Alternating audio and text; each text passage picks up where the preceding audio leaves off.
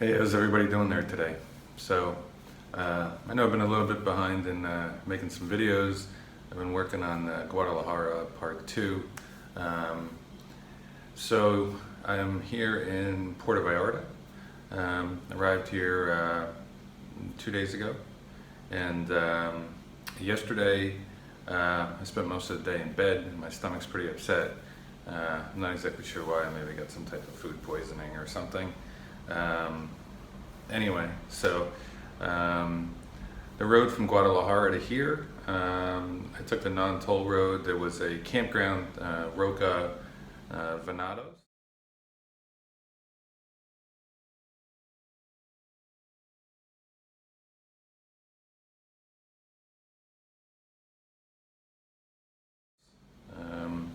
And I'll put some photos here of it. Really great place. It reminds me a lot of Georgia. Pine trees, red soil, and the problem with pumas. Something I never really thought about. Of all the problems that you could potentially think of when you come to Mexico, encountering a puma was not one of them. So, pretty good stay. 180 pesos, which was a really great deal. And as always, I was the only one camping. You have access to electric, water. They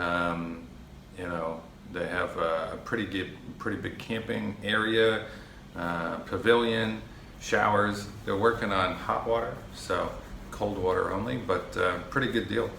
No Wi-Fi, so that was kind of the problem, right? So, but for a night, that's fine. I will say I did run into an issue in the morning. I woke up, got out of the car, and one of my shoes was missing. I heard some big animal, middle of the night type thing. I did look, I did see some shadow out there, but was it a puma? I have no idea. I spent an hour looking for my shoe, never found it. So, put that on the things that I've lost in Mexico, right? With a knife block, my shoe, and several other things, right? So anyway, moving on. So the road, very mountainous, very, very windy. From Guadalajara to Rocas, Venados, it was about 4 hours and about 110 kilometers, right?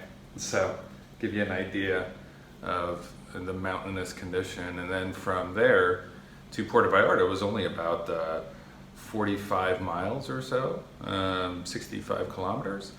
But it took me the better part of three and a half hours, right? Puerto Vallarta, so far, it's a beach town.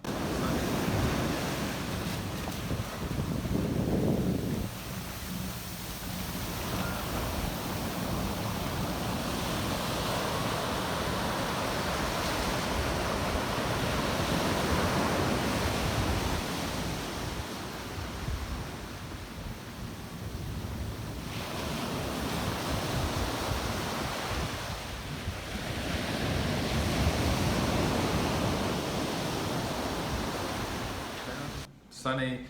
I think it's better than Tulum.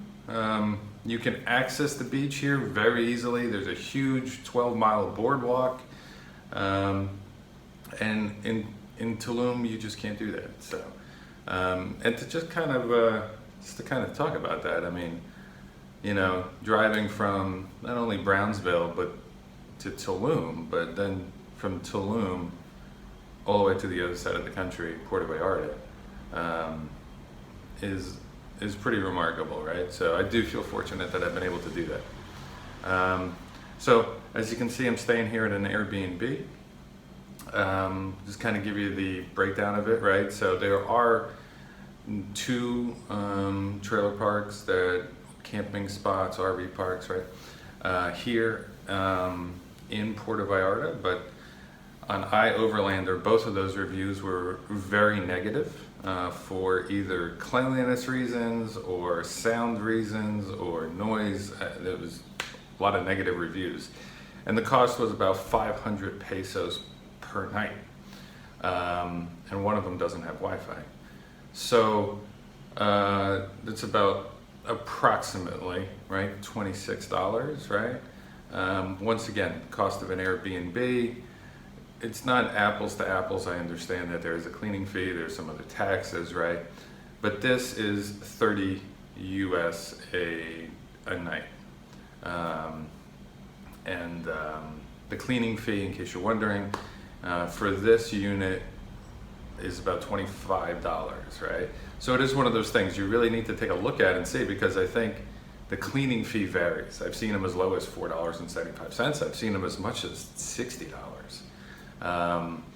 And you know, look, whether that's another way for people to generate revenue, I have no idea. But I will say something I found interesting about this place is if you stay for longer than 6 days, you need to pay $250 US in cash to the cleaning company,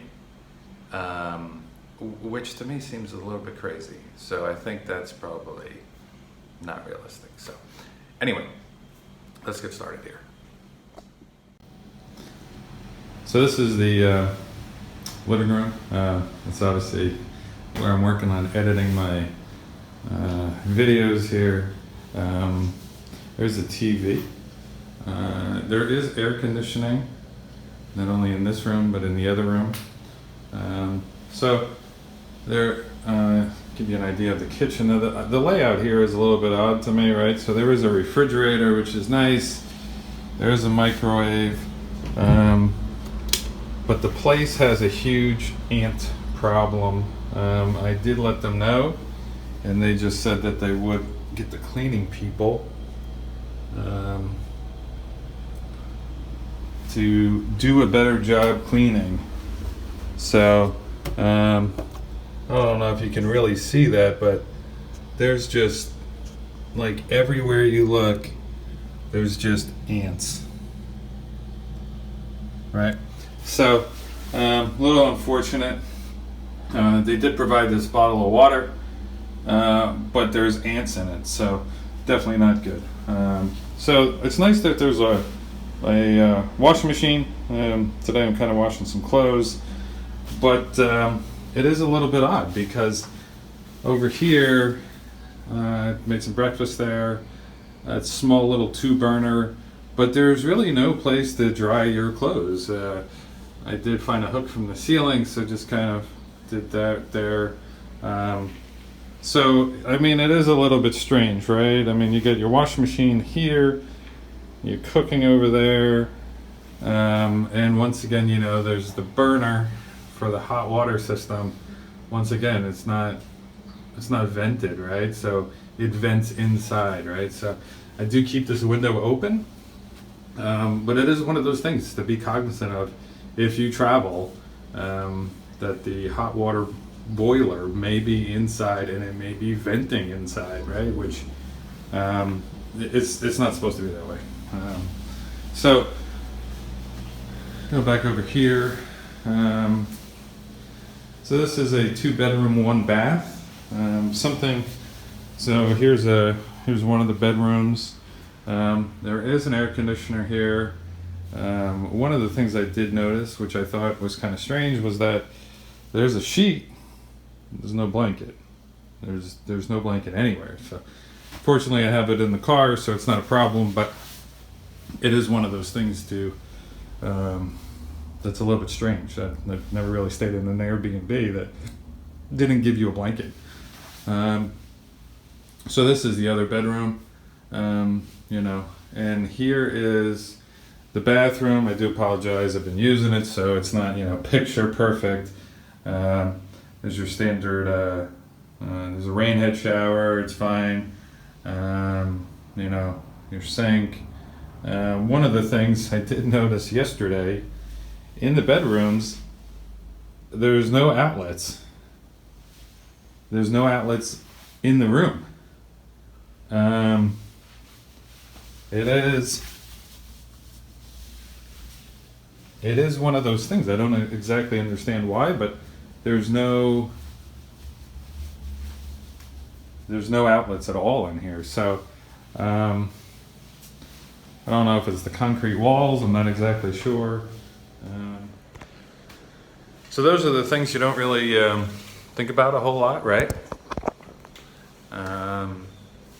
You know, the outlets, right? So anyway, I'm gonna take a shower and kind of get the day started. So